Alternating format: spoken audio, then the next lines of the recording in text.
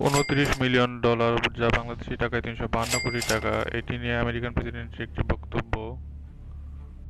$29 million to strengthen the political landscape in Bangladesh.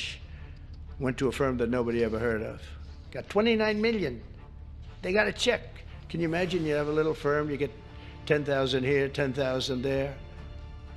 And then we get 29 million from the United States government. There are two people working in that firm. Two people. I think they're very happy. They're very rich. They'll be on the cover of a very good business magazine pretty soon for being great scammers.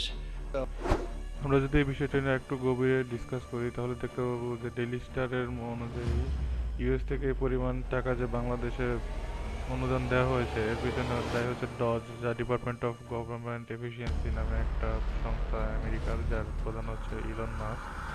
ওই সংস্থা থেকে শুধু বাংলাদেশই নয়, Nepal, India সহ আরও এশিয়ার 17টি দেশে বিভিন্ন অঙ্কের অনুদান দেওয়া হয়েছে। কিন্তু শুধু বাংলাদেশের এই ব্যাপারটা নিয়ে আমেরিকান প্রেসিডেন্ট কী জন্য বলছে একটি কারণে, যে এই টাকাটা এমন এক সংস্থার নামে গেছে যেখানে মাত্র 2জন লোক কাজ করে এবং সেই সংস্থাটির নামও কেউ কোনোদিন শুনেনি। এখন এখানে টুইস্ট হচ্ছে, এই পরিমাণ টাকা বাংলাদেশে দেওয়া হয় 2017 থেকে 2024 সালের মধ্যে।